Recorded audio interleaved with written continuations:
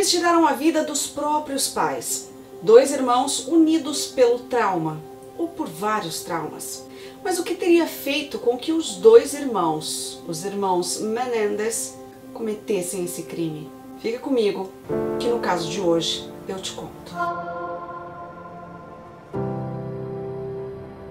Vamos começar então pela família, mais especificamente pelo pai, José Menendez. Em 1960, um pouco depois de a Revolução Cubana começar, um garoto de 16 anos, José Menendez, fugiu da ilha de Cuba e ele foi se refugiar nos Estados Unidos. Ali, José Enrique Menendez começaria uma nova vida. Ele foi para o sul de Illinois e foi lá que ele começou a fazer faculdade. Foi onde também que ele conheceu a sua futura esposa, Mary Louise Anderson, que era conhecida como Kitty. Em 1968, seu primeiro filho, o primeiro filho do casal, Joseph Lyle Menendez, nasce. Com o nascimento do menino, Kitty deixou seu trabalho para cuidar dele, da casa e também da família. Logo eles se mudaram para New Jersey, onde 2 anos depois, em 1970, nasceria Eric Menendez, o segundo filho do casal. Já lá pelos anos 80, o pai da família, o José Menendez, era muito conhecido, já muito respeitado e um grande conhecido contador, um dos mais famosos aí, já morando em Nova York. Já naquele momento, o José Menendez já tinha acumulado uma grande fortuna. Isso para o seu trabalho para a RCA Records, uma das companhias mais prestigiadas da época. Dali, então, a família decidiu se mudar para Los Angeles, num dos bairros mais prestigiados, mais famosos e badalados de lá, Beverly Hills, naquela região ali onde ficava Hollywood, onde viviam as maiores estrelas e os magnatas de Los Angeles, onde gira muito dinheiro, glamour e poder. Eles moravam próximo ali das estrelas, né, da calçada da fama de Hollywood. E também eles se mudaram para uma mansão gigantesca, muito suntuosa. E os filhos do José Menendez se mudaram para uma escola, a Princeton High School, que era uma escola super exclusiva e super conceituada também, só os muito ricos estudavam lá. E os dois irmãos, o Lyle e o Eric, já tinham seu futuro totalmente planejado pelo pai. Eles iam fazer economia, a exemplo aí de José Menendez, na faculdade, então já estava tudo planejado, tudo perfeito. Só que nem tanto. A vida da família Menendez parecia um conto de fadas, né? Aquela família de comercial de margarina. Isso até uma noite onde tudo mudou. O Lyle liga para a emergência para contar que ele chegou em casa e viu que alguém tinha entrado lá e matado seus pais. Era a noite de 20 de agosto de 1989. Os pais de Lyle e Eric foram para o quarto para assistir um filme e descansar. Os meninos saíram para ir para o cinema. Quando eles voltaram para casa depois do cinema, eles encontraram os seus pais já sem vida numa cena de horror. Os pais teriam sido assassinados com uma escopeta calibre 12. José teria levado um tiro, um primeiro tiro na nuca e o restante no corpo. Só que esse tiro que ele levou na nuca, ele ficou decapitado. A mãe dos meninos, a Kitty, ela levou um tiro na perna quando ela levantou, porque ela ouviu o primeiro tiro. E aí ela tomou esse tiro na perna, mas ela tentou correr ainda para poder se defender e buscar uma outra arma que estava no seu closet. Só que não deu tempo, ela levou então outros 9 tiros. Os dois ficaram irreconhecíveis. Lyle disse que assim que chegou em casa e viu a cena de horror, ele ligou para a emergência que chegou rapidamente. Um fato que ocorreu é que os meninos, eles eram bobos, disseram, né, alguns que eles eram inocentes, então eles cometeram um crime e ficaram sentados esperando alguém ter ouvido, né, algum vizinho ter ouvido para chamar a polícia. Isso levou 3 horas, quando eles viram aí que ninguém tinha chamado a polícia, que a polícia não chegava ninguém, emergência, ninguém reclamando, porque eles também moravam longe, né, a mansão deles ficava num terreno grande, então até a próxima casa era distante. E aí dessas 3 horas que eles esperaram e ninguém apareceu, então eles pegaram e saíram, que foi aí quando eles saíram pro cinema, foram assistir o filme e ainda, né, foram comer, e aí eles pegaram os comprovantes aí de todos os locais para levar com eles para provar que eles estavam lá no cinema e não em casa. Eles foram assistir Licença para Matar. A primeira autópsia dos pais, né, dos Menendez, ela comprovou, né, a tamanha brutalidade com que os dois foram mortos. Então, como eles foram mortos com uma escopeta calibre 12, o primeiro tiro já teria matado o José e não precisaria, né, de outros tiros. E a mãe também não teria necessitado dos 10 tiros que ela tomou. Nenhum dos dois na realidade, né? Só que a raiva contida nesse momento era tão grande que eles balearam os pais dessa forma. Tanto que os outros tiros no José, ele já estava sem vida. Quando a polícia chegou na casa dos Menendez, ela constatou que não faltava nada, todos os objetos estavam lá, então a hipótese de roubo já foi descartada.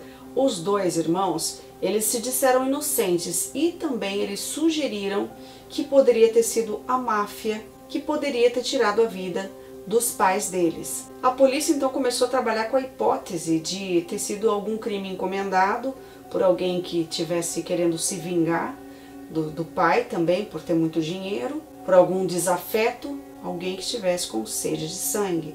A notícia da morte dos Menendez invadiu rapidamente as mídias, principalmente porque José Menendez era um homem muito influente, muito importante e muito rico. E pela família também ter muito dinheiro, eles terem sido assassinados dessa forma brutal, então logo tomou todos os meios de comunicação. Logo depois do crime, Lyle e Eric, eles se afastaram dos eventos sociais, de toda a vida social, e inclusive saíram da casa também, da mansão onde eles moravam. Lyle tinha 22 anos e o Eric tinha 19 anos. O curioso, se é que a gente pode dizer assim, é que depois de sair da mansão da família, Lyle e Eric foram para um dos hotéis mais luxuosos da cidade. E eles começaram a gastar também a fortuna desenfreadamente, o que eles herdaram dos pais. E tinham também um seguro de vida em nome dos dois, que eles receberam além da fortuna, além da herança. Então era muito dinheiro que eles tinham em posse deles. Então, com esse dinheiro todo à disposição deles, eles foram viver a vida.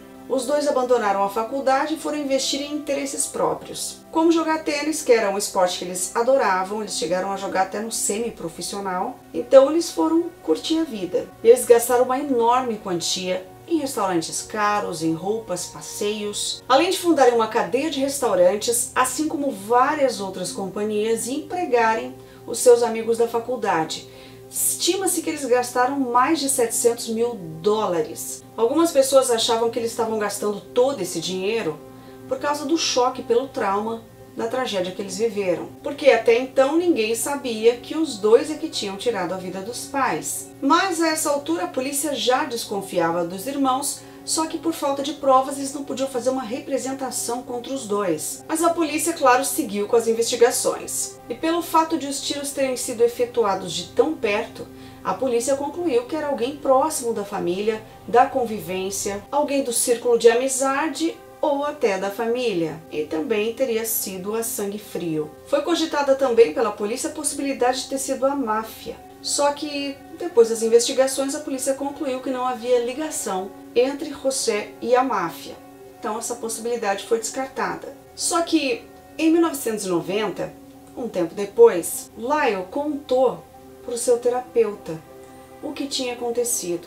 Ele confessou que eles tinham matado os pais. Só que, como era segredo, né, código de ética, o terapeuta não pôde falar nada para a polícia. Mas ele contou para sua amante, quebrando o código de ética. Só que aí, um tempo depois, o terapeuta e a amante terminaram o relacionamento. Alguns dizem que ela não aceitou e então denunciou os irmãos à polícia. E aí ela então contou o que o terapeuta dos meninos tinha contado para ela, e a polícia então foi lá atrás dele, do terapeuta, para averiguar aí essas informações. Só que ao mesmo tempo, o Lyle, quando contou para o Eric, então eles tiveram uma briga e eles foram lá no terapeuta e ameaçaram o terapeuta para ele não contar para a polícia. Só que a partir dessa ameaça, quando o terapeuta se sente ameaçado, aí sim ele pode quebrar esse código de ética. E foi o que aconteceu.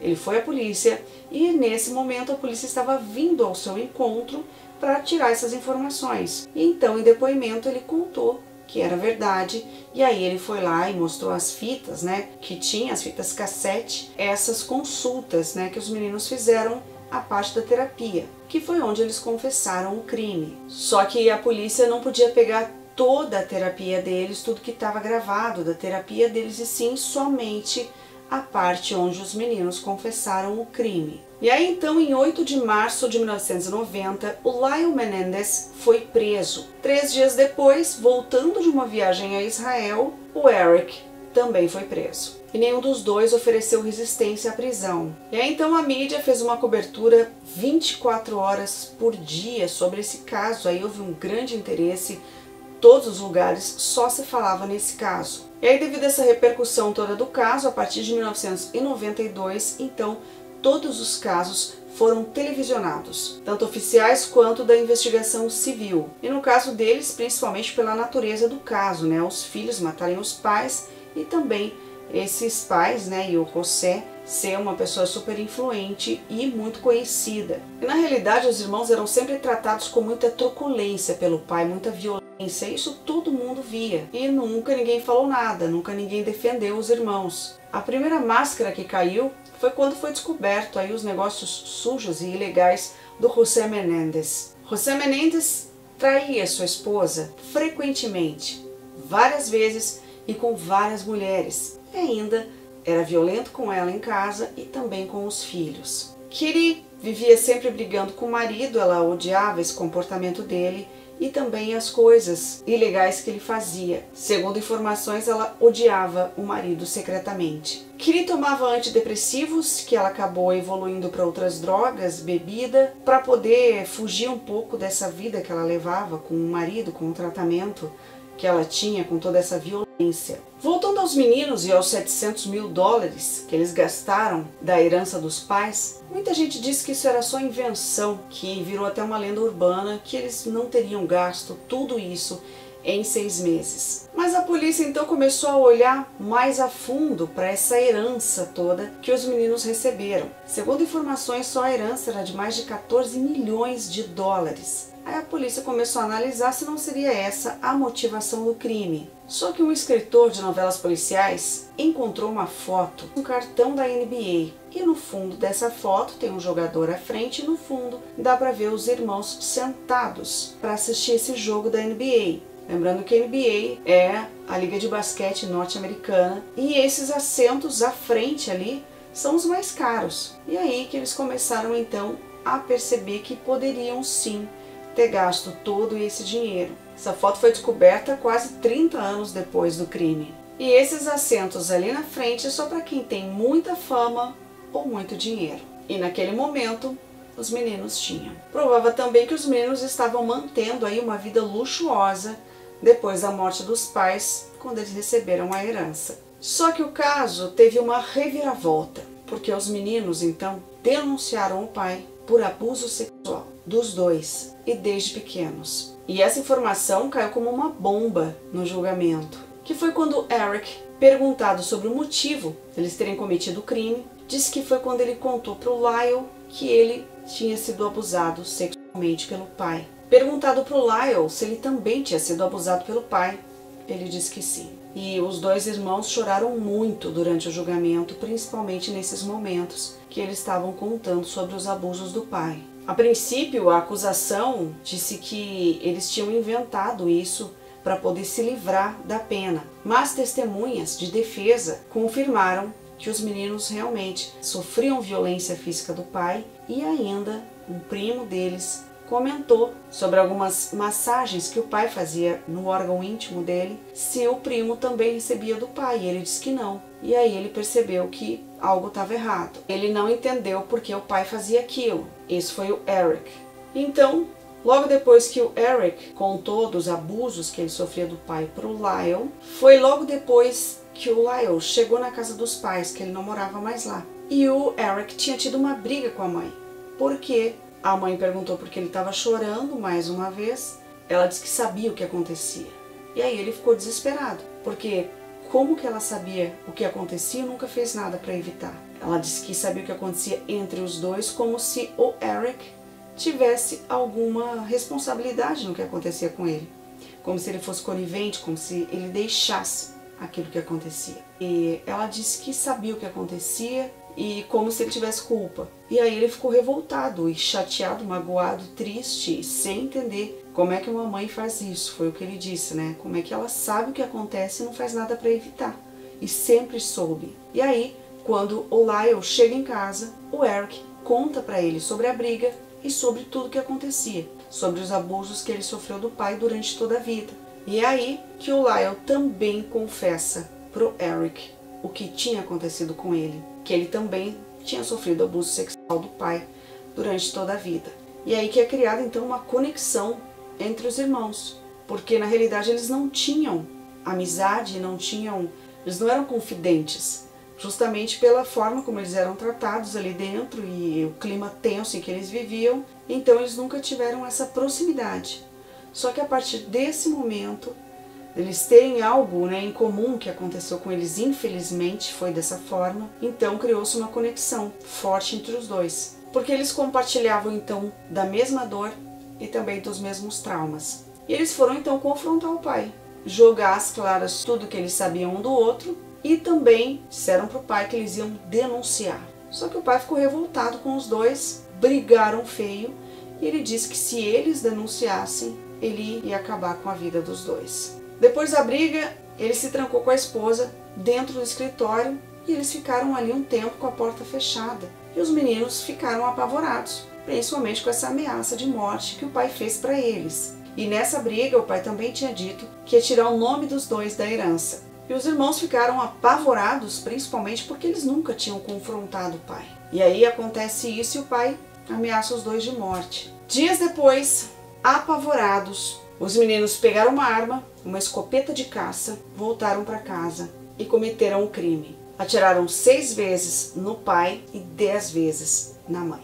Os abusos sofridos pelos irmãos só serviram para transformar então a pena capital ou a pena de morte que a acusação queria em prisão perpétua. Só que o júri precisou de 2 julgamentos, porque no primeiro terminou empatado porque eles não conseguiram decidir o que aconteceria com os irmãos. E aí no segundo julgamento, então, que eles foram condenados por homicídio em primeiro grau e sentenciados então à prisão perpétua. Só que eles foram para presídios separados, diferentes. Lyle foi para a prisão estadual de Mill Creek, no norte da Califórnia, e o Eric para a penitenciária Richard J. Donovan, no condado de San Diego, também na Califórnia. E todo esse tempo os irmãos ficaram separados. Só em 4 de abril de 2018 é que eles se encontraram novamente, que foi quando o Lyle, que teve a redução de pena de periculosidade, né, de nível de periculosidade, que aí então ele foi transferido para a mesma penitenciária que estava o Eric. E aí os dois então puderam se encontrar. Segundo as testemunhas, eles se emocionaram demais, choraram muito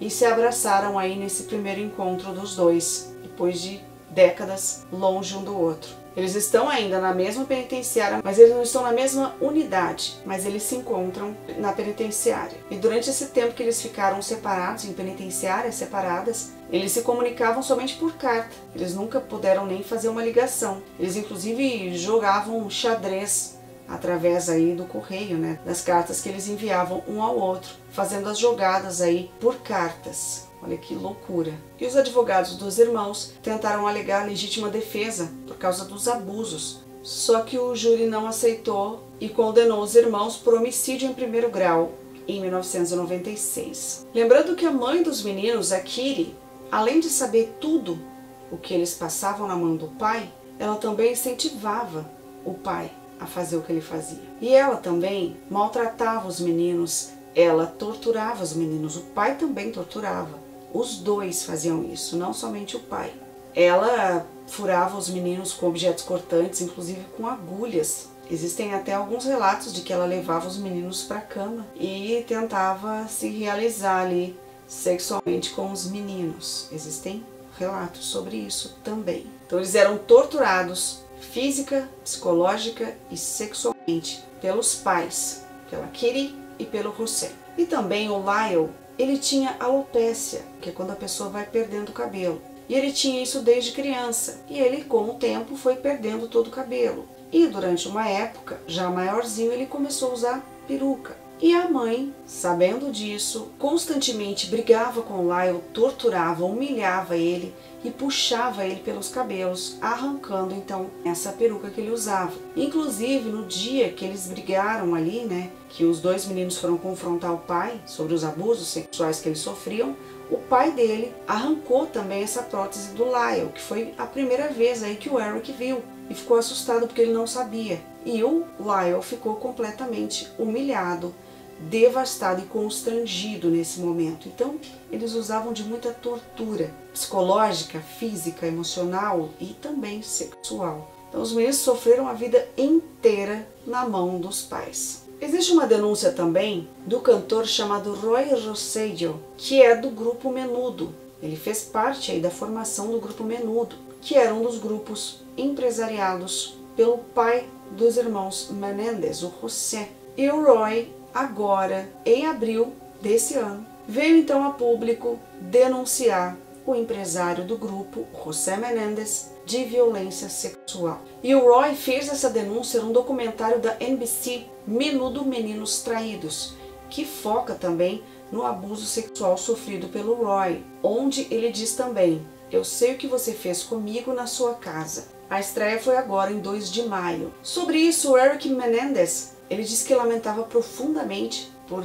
uma outra pessoa ter passado por isso. Ele sabia que essa verdade um dia viria à tona sobre os abusos do pai, mas ele não esperava que também outra criança tivesse passado por esse tipo de trauma que ele e o irmão passaram. Então ele ficou muito triste por isso ter acontecido com o Roy. Já o Lyle ficou também, além de chateado pela situação que aconteceu com o Roy, ele ficou também triste e um pouco decepcionado, porque ele disse que esse depoimento do Roy, se ele tivesse feito lá atrás, na época que os meninos foram presos, poderia ter ajudado e muito na defesa deles, né? Porque seria um depoimento falando sobre aquilo que eles também estavam denunciando do José Menendez, né? Do pai deles. E que isso ajudaria muito aí no caso deles. Depois que a história do Roy veio à tona, o Lyle disse que se lembra de algumas coisas que aconteceram dentro da casa dele. Ele disse que era o pai que selecionava os novos integrantes aí do grupo Menudo e que ele lembra que uma vez o pai pegou uma das crianças pela mão e levou para o seu quarto, saiu com essa criança, foi indo para o quarto e disse que precisava ter uma conversa com ele a sós. E ele lembra também um outro momento, ele dizia para um deles, né, que estavam ali, que precisava depois conversar com ele em particular. O José Menendez era um predador mesmo de crianças. E falando em José Menendez, esse poder todo que ele tinha, ele além de empresariar grupos ali de música, né, bandas, ele fez filmes também. A produtora dele é uma das responsáveis aí por um filme de grande repercussão, que é Bruxa de Blair, que teve uma arrecadação absurda aí, quase, né, no mesmo valor de Matrix, para se ter uma ideia, só que com um orçamento baixíssimo, então eles faturaram muito. E fez também O Massacre da Serra Elétrica, além de outros filmes, Supergirl, Coração Satânico, filmes aí que tiveram grande repercussão e grande retorno financeiro para a produtora aí do José Menendez. Até falando em Bruxa de Blair, foi agora divulgado que o filme vai ter mais uma sequência, né? Agora para 2024. Não se tem informação ainda do enredo nem da data de lançamento, mas vem aí mais uma sequência de Bruxa de Blair. Tem alguns relatos também, entre tantos, né, de pessoas que trabalhavam tanto na empresa quanto dentro da casa, né, os funcionários da casa do José Menendez, de que ele sempre foi muito violento, sempre falava de forma muito grosseira com todo mundo, tanto em casa com a esposa, os filhos, os funcionários, quanto na empresa também. Se ele não gostava de algo que não tinha saído do jeito que ele queria ou como ele queria, ele empurrava as pessoas, ele gritava, ele batia, ele derrubava objetos, gritava com todo mundo muito. Inclusive existem relatos de abuso sexual com as funcionárias dele. Era um homem horrível, uma pessoa horrorosa, o José Menendez. E o José Menendez, ele começou com uma distribuidora desses filmes e depois ele começou a produzir os filmes, né? E aí que ele montou a produtora dele. Sobre o crime, os meninos disseram se arrepender, diz que pensam nisso todos os dias, da forma, né, como tudo aconteceu e pelo motivo, mas eles disseram que era necessário fazer aquilo, porque eles estavam sendo ameaçados de morte pelo pai e também da forma como a mãe negligenciou os dois. É um crime realmente muito horrível, né? A situação toda que envolve desde os meninos sofrerem toda essa violência que eles sofreram de todas as formas, até o crime em si, né? Deles tirando a vida dos pais da forma como aconteceu. E os irmãos chegaram a dar uma entrevista, né, para Barbara Walters, que era uma das jornalistas aí mais conceituadas do momento, né, mais prestigiadas do momento. E aí ela falou com eles, né, questionou sobre eles terem sido considerados culpados pelo júri. Eles disseram que não era tudo isso que todo mundo estava dizendo sobre eles, que eles não eram os ricos mimados e malvados, como as pessoas estavam pintando sobre eles, que eles não eram os ricos malcriados. E aí foi quando o Eric disse que ele era só um garoto normal. E aí ela perguntou: você matou seus pais, você ainda acha realmente que você é um garoto normal? E aí ele ficou pensando, ficou sem resposta, o Eric, diante desse questionamento aí da Barbara Walters. Bom, existem vários documentários, filmes, séries, existem até programas cômicos de comédia de gosto duvidoso sobre o caso aí dos irmãos Menendez, né?